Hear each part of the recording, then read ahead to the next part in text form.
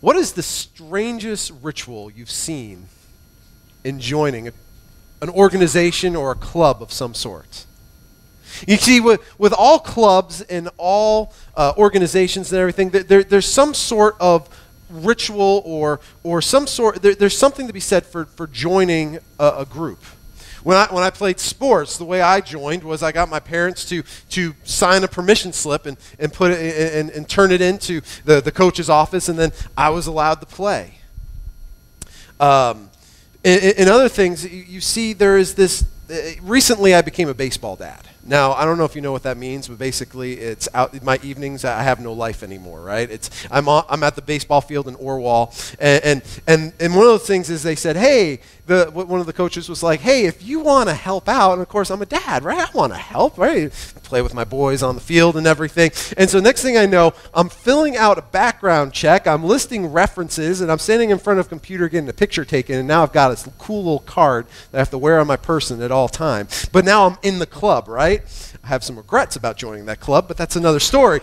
But that's the thing, right? There's these rituals, these things that we go through to join these clubs. One of the strangest rituals I've ever heard of usually come from sororities and fraternities, right? There was this one frat where what they did was the pledging members, what they had to do was they had to watch the movie Monty Python and the Holy Grail.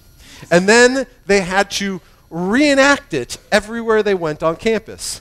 Now, if you've never seen the movie before, it's funny, but they need Jesus, right? I mean, but in the movie, the whole premise behind it is it's just supposed to be as ridiculous as possible. So King Arthur is riding around, but he's not on a horse, so he's just galloping like this everywhere he goes, and he has a guy going behind him with coconuts, right? I can't imagine what that would look like on a college campus, but I really want to see it now. I'm just saying. And so, but that's the thing, like there's some weird things. To join a club, you need to have certain credentials, right? If you join maybe a dance troupe or a sports team, you need to have some sort of athletic ability. If you're going to coach a youth sport, you're going to need to have a child and a pulse, right? And they'll take you in. If you're going to join a quilting club, you need to have an interest in quilting, and you need to have the skills to be able to do that.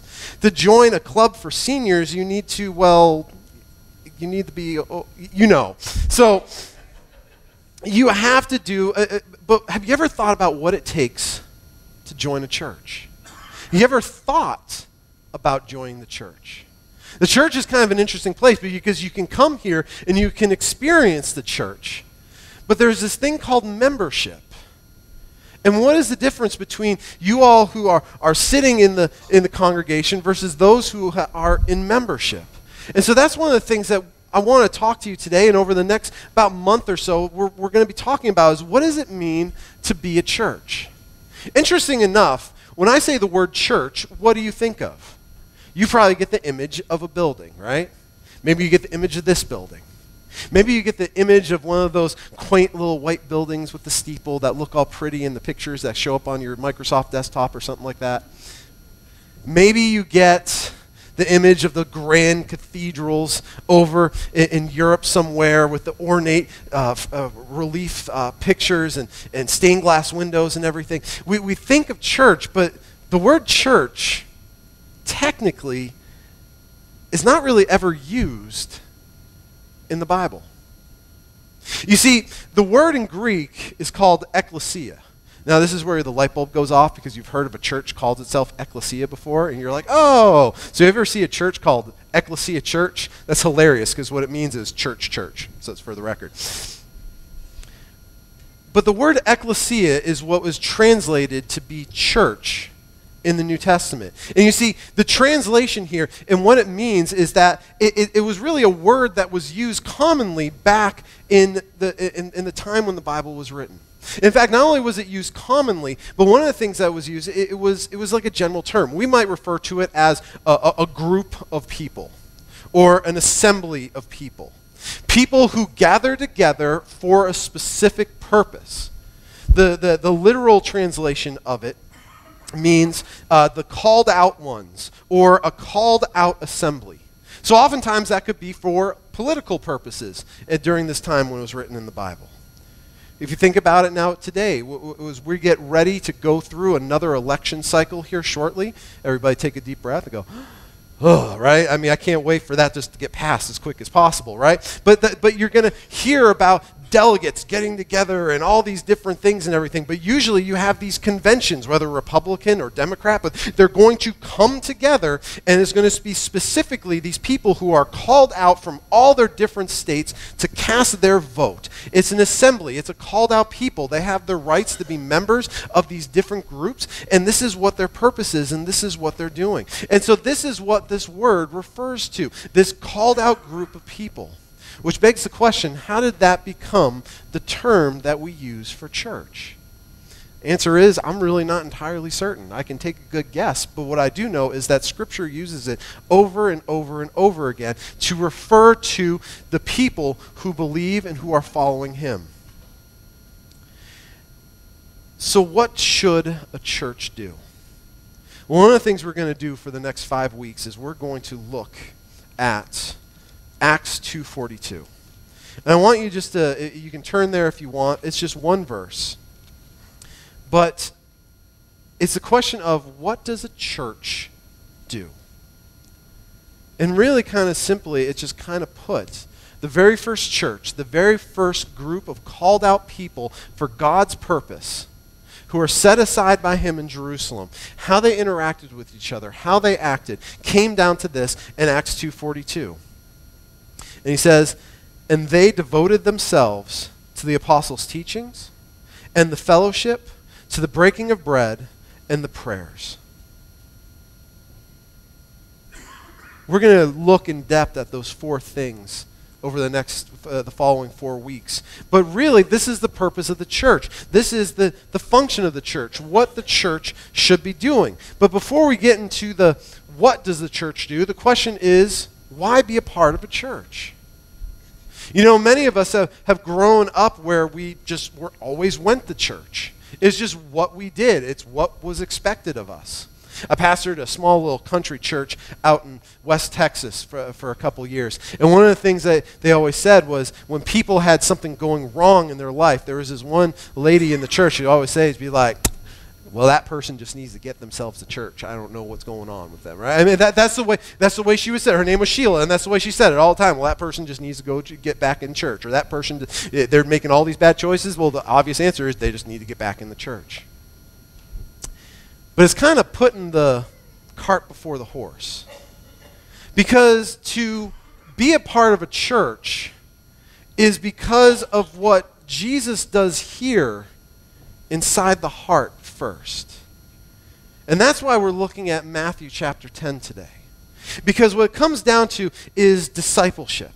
What does it mean to be a part of a church? Well, the first thing it means is to follow Jesus. Now, this is some deep theology here that we're just going to scratch the surface and just move past. So I'm not going to address all the little things here. If you have questions about it, we can talk about that after service here. But what I want you to see here is the need and the reason why. And so that's where we're going to start in Matthew chapter 10, starting in verse 26. And just follow along with me as I read. The words will be behind me on the screen here as I read from the English Standard Version. Is that I want you to see what the cost of discipleship, the cost of following Jesus Christ means. Jesus has been talking, he's been telling his apostles about persecutions that's coming and everything, and what is it going to take to stand up in the face of everything that's going to be happening in the world. So Matthew 10 verse 26 is where we're going to pick it up. So have no fear of them, for nothing is covered that will be revealed, or hidden that will not be known. What I tell you in the dark, say in the light. And what you hear whispered, proclaim on the housetops. And do not fear those who kill the body and cannot kill the soul. Rather, fear him who can destroy both the soul and the body in hell. Are not 2 sparrows sold for a penny? And not one of them will fall to the ground apart from your Father. But even the hairs on your head are all numbered. Fear not, therefore, you are far more valuable than many sparrows. So everyone who acknowledges me before men, I also will acknowledge before my Father who is in heaven. But whoever denies me before men, I also will deny before my Father who is in heaven. Real quick, like I said, there's so much good stuff in there that I don't have time to touch on it. But I just want you to see just a couple things. Is that why do we need to be a part of the church? Well, to follow Jesus, to follow in his footsteps, to walk after him, it is not something that should be taken lightly. It is not something that is easy. Rather, it is something that is difficult. It's something that's challenging. It's something that requires a cost. To the point where the world is going to come after you. And so what Matthew says here, it says, fear not. Have no fear. What are you afraid of? What are you truly afraid of? You see, so often we let our motivation be dictated by what other people think of us. Now, I know you're thinking, no, not me. I don't care what people say about me. If you've ever said the words, I don't care what they think, you're lying to yourself because you do care. Because what you're trying to do is talk yourself out of it. Some of us care less, some of us care more. But ultimately, we all care about what people have to say about us. How we look, how we dress, how much we weigh, how my kids are perceived. How I am going through life. Maybe you're a student, you care about your grades, you care about the relationships that you hold, status symbols. Maybe it's about what you do at your job. Maybe about the car that you drive or the house that you own. It can be any of these things, but the question is, what do you care about? And ultimately, we want these things because we care about them. The question is, why do we want them? It's not bad to have any of these things, don't get me wrong. But the problem is when it gets out of order. The problem is that when we realize that these things, that we're more concerned about the way the world thinks of us and what the world is telling us, rather than what we should know. And what we should know is that Jesus died on the cross for our sins. And as a result, that we should have no fear and that we should be chasing after him with reckless abandonment. We should be running after him. We should be going after him and making sure there's nothing else that matters, that nothing else in this world truly is important other than walking in the footsteps of where Jesus is walking, where he is leading us. And what Jesus does when he tells us to go that way is that even when the world says we don't want to hear it, Jesus says, speak boldly. And what Jesus is getting at here is that we should be less afraid about people in this world and what they think of us, rather than we should be more afraid of that. We should be less afraid of them and more afraid of God, who thinks the same way about us. But he's someone whose opinion matters and values because it has eternal consequences. We should be more afraid of what God thinks of us.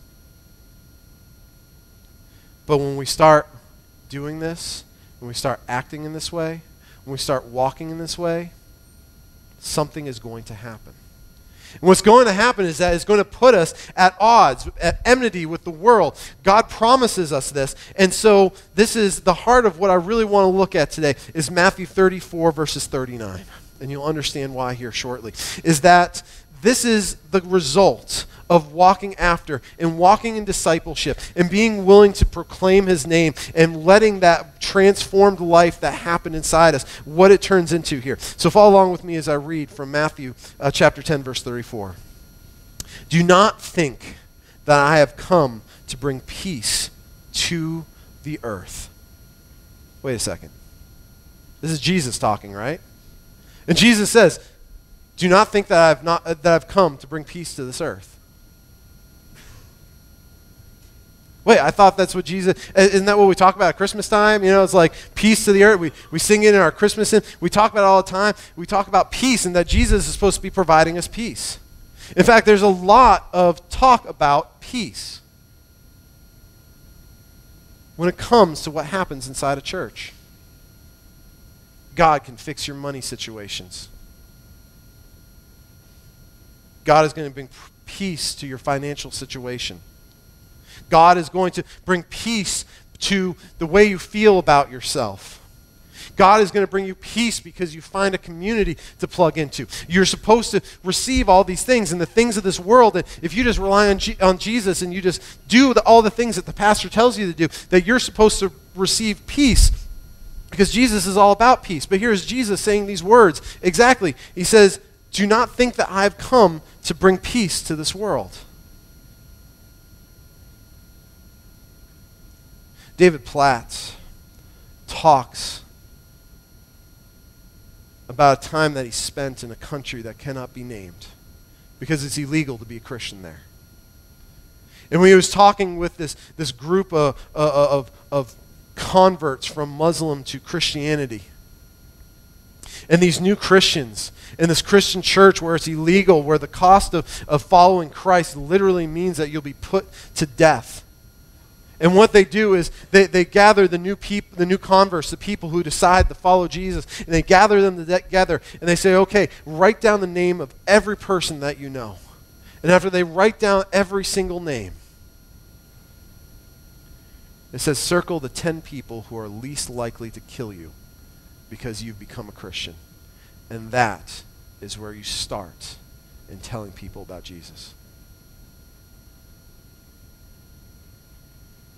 You see, Jesus came to divide. And he clearly divides the sheep from the goats. He clearly divides people into those who believe in him and those who do not believe in him. Let's finish out the rest of the passage here. Do not think that I've come to bring peace to the earth. I have not come to bring peace, but a sword.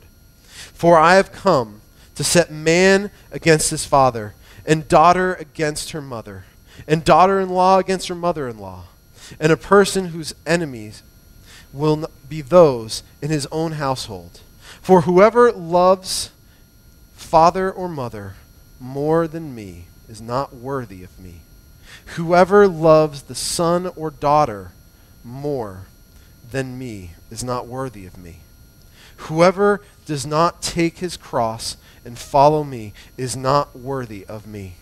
Whoever finds his life will lose it, and whoever loses his life for my sake will find it. The gravity of those words. Jesus didn't come to bring peace. His point in this world was to divide us into those who are willing to confess him with our mouths that Jesus is Lord and believe it in our hearts, and those that he is going to set aside and he is going to call for his purpose. And those of us on the other side, well, we're stuck in the world, and the consequences of that is deadly. So there is this sharp dividing line, and that's what Jesus does. He brings a sword to divide. So the question is, what do we do in the face of these circumstances? What do we do in the face of this division? What do we do in the face of all this? Well, the question comes down to, first of all, are you going to follow Jesus Christ? And are you going to follow him when it becomes uncomfortable? Social media has become a very fascinating thing to me because it's really just changed the way we interact with each other. One of the things that I find fascinating is that when people unfollow you, and when they unfollow you, especially on Facebook, because Facebook I find really fascinating, right? Because what you can do is you can still be quote-unquote friends so that the way they see you is that the relationship is still the same, but really you unfollow them because you don't want to have anything to do with them. And you all know it because those of you who use Facebook have done that, right? Those of you who are tired of hearing someone spout off on Twitter, you unfollow them because no longer interested in what they have to say. You see, whoever is going to follow Jesus has to do it in a manner that's worthy of him. And that manner that is worthy of him means leaving everything behind. And not only leaving everything behind, but taking up a cross. You know, we have cross walls here in our homes and everything. We see beautiful things. We have a beautiful cross at the front of our church here. We forget that the cross is it's an instrument of death. It is an instrument of suffering.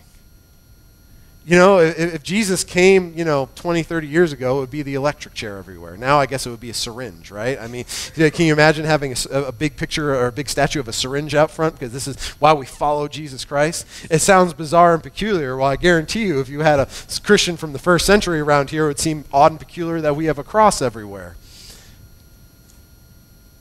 Except that those people from the first century know that that cross was stained with Jesus' blood. And Jesus' blood, not only does it redeem us, but it reconciles us, but it gives us purpose and it gives us meaning. To follow Jesus is an invitation to die. It's an invitation to die to ourselves and desires of our hearts. Dietrich Bonhoeffer put it this way: when Christ calls a man, he bids him to come and die. We are the called out ones. We are the called out people, this called out assembly that Jesus has called out to us. And when he calls us, when he calls men and women to him, what he is calling us to do is he's calling us, he bids us to come and leave our lives behind, our desires, our plans, our purposes, everything that we want. He desires for us to leave them behind because what he has for us is something far better, which is living for him. But the cost of it is great. The cost of it is everything. The cost of it may be the divisions within your friendship group. Meaning that those people you may not be able to deal with them anymore, and they might not want to deal with you because you desire to follow them, to follow Jesus rather than them. It might be within your own family, having that division where following Jesus might mean that it might cost you something. I remember when my parents started doing foster care. It was one of the greatest moments in my life. Was every Thanksgiving we would go visit family down on Long Island. But when my parents felt called to start doing foster care and bringing these children into their homes, and they didn't care who it was, they just knew children needed some place to go. Didn't matter what color they were. Didn't matter if they were boys or girls or how old were they. They took them into their home. And ultimately, we stopped going to visit family on Thanksgiving. The excuse was always, well, Mike's playing a football game and they play on Thanksgivings in Massachusetts. But it wasn't that. It was the cost of following Jesus Christ. It meant that there was a division in the family. What is the divisions in your life? And if you haven't seen a division, well, maybe you're not truly following him. Because I guarantee you the following of Jesus Christ means that he's coming and calling you. He bids you to come and die, and it's going to cost you something. But this is the beautiful part about being one of the called out people, called out into assembly. Because what Jesus is calling you to is to what he has instituted, which is called the church. I love looking out at this congregation. Young, old, black, white, and every shade in between. Different languages are spoken here. Different upbringings. You've been called out. You've been called out for a purpose. And you've been called out for this singular purpose, which is the world needs to hear the gospel message because the world is dying. But you've heard the truth. And the call is on you. One of the most beautiful things, we looked at this in Bible study the other night, comes out of Colossians chapter 1. In Colossians chapter 1, it's talking about how great and how big God is. But chapter 1, verses 16 in Colossians has this verse. Let me read it to you real quick. For by him all things were created, and in heaven and on earth, visible and invisible, whether thrones or dominion, whether rulers or authorities, all things were created through him, and the key word in this whole verse, for him. Jesus, through Jesus, God created everything in this world, including you. And he wasn't just willy-nilly about it. He had a purpose for everything. He had a purpose for mosquitoes. I am still not sure what that is yet. But he knows. But more importantly, he has a purpose for you. That purpose that he has created you. And it's something very, very simple. It's that he is calling you to be a called out one, to be a member of a church, that ultimately the church functions as a big family, sometimes often dysfunctional, but we're a big family for one sole purpose, which is to tell the surrounding community about Jesus Christ. I don't know what you call this community because it just kind of showed up about 8 years ago. Some call it the Rayford Road community. You might call it Oak Ridge, but it's not really Oak Ridge. You might call it Grand Oaks, but that's really new, and we're still not so sure about that. Maybe you want to go out bigger, call it Spring. Call it Houston, Montgomery County, Harris County, Texas. I don't know, but God has called you together for this purpose to reach this community. And here's the thing, it is going to be hard. It is going to be struggle because there is going to be division that is going to separate you. And so the question is, what do you cling to? Do you cling to those family relationships and those relationships that you know? Or are you called to cling to this family that God has called you to?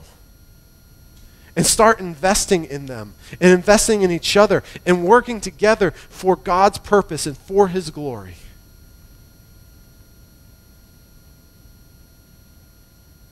Look at those words in Matthew, and they are hard to swallow.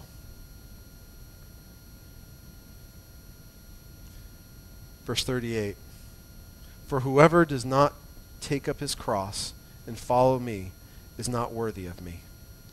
Whoever finds his life will lose it, and whoever loses his life for my sake will find it.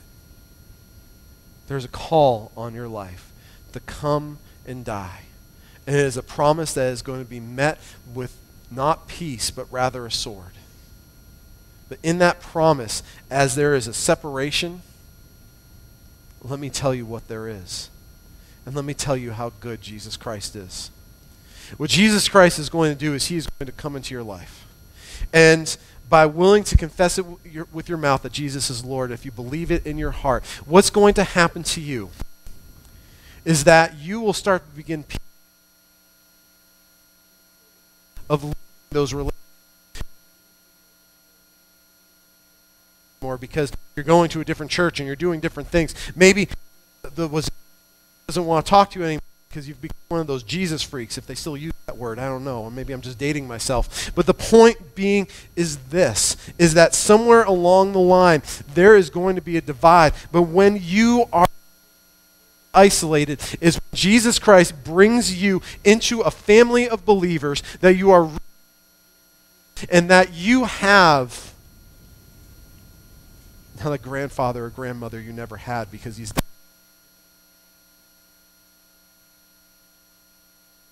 kids, because Lord, we've got so many of another our children's ministry. You have that brother that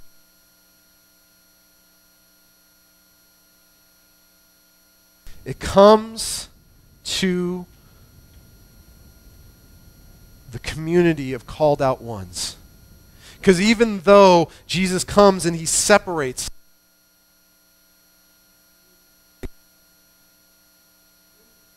something far greater, and that is the invitation.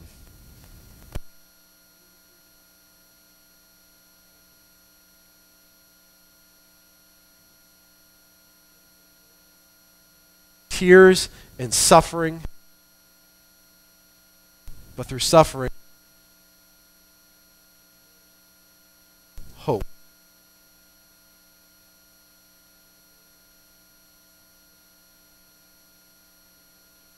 Christ hope you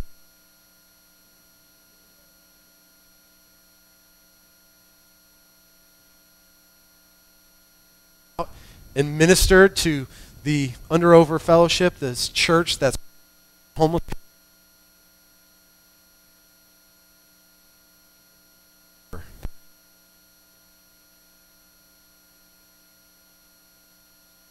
You don't have to walk through.